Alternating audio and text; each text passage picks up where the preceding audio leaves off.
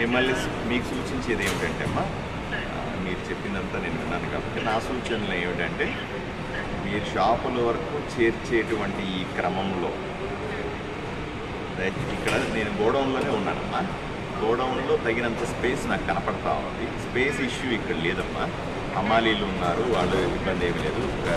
లేదంటూ ఏంటంటే మీ మేనేజరే లేడు ఇక్కడ ఇన్ఛార్జ్ ఎవరైతే ఉన్నాడో, ఏం పేరు ఆయన పేరు, రవీంద్రనాథ్ రెడ్డి గారు లేరమ్మా.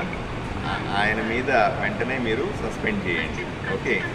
ఎందుకంటే ఆయన లేకుండా ఒక మూట లోపలికి ఎలా వస్తుంది, బయటికి ఎలా వస్తుంది? తాళం తీయాల్సింది ఆయన, తాళం వేయాల్సింది ఆయన, అవునా? మరి ఆయన లేకుండా ఇంత తతంగం ఎలా జరుగుతుందమ్మా? ఒక ఆడబిడ్డ, ఆమె ఎవరో, ఒక ఆపరేటర్ ఇంత మొత్తాన్ని, ఇంత సరుకుల్ని ఒక లారీలోంచి ఇంకో లారీ తొలగించడం, ఈ డేటా ఎంట్రీ చేసుకోవడం, హమాల్ మేనేజ్ చేయడం, ఎక్కడేం ఏదైనా జరిగితే ఆ అమ్మాయిని మెడకు చుట్టుకోదా వచ్చి? మీరు కనుక్కోవడం కాదు, ఎవరైతే ఇక్కడ ఇన్ఛార్జ్ ఉన్నారో అతన్ని సస్పెండ్ చేయండి వెంటనే, ఓకే? అది వెంటనే చేయండి.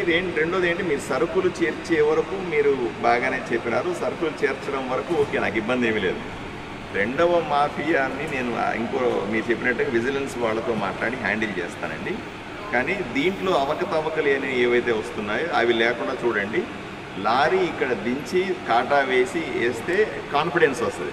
రేపు రేషన్ షాప్ డీలర్ని నేను పిలిచిన అప్పుడు ఏం చేస్తారు, మాకే తక్కువ వస్తా ఉంది సార్ సరుకు అనే పరిస్థితి రాకూడదు కదమ్మా.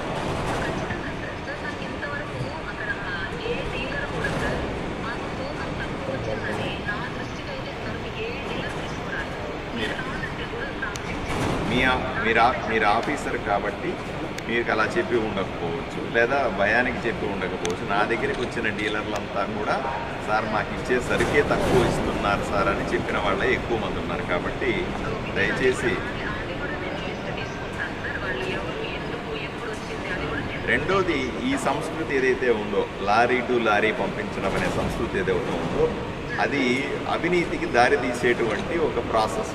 కాబట్టి మనం ఎవరికి అవకాశం ఇవ్వకూడదు. మీరు నిజాయితీగా చేసినా, నేను నిజాయితీగా చేసినా, నిజాయితీగా కనిపించాలి కూడా. ఓన్లీ మనం చేసామంటే కూడా సరిపోదు, అది కనిపించాలి కూడా కదమ్మా.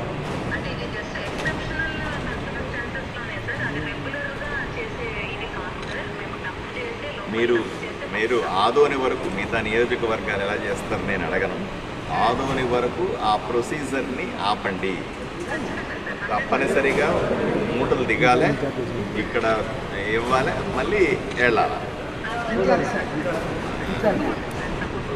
అలాగే ఉంటాను.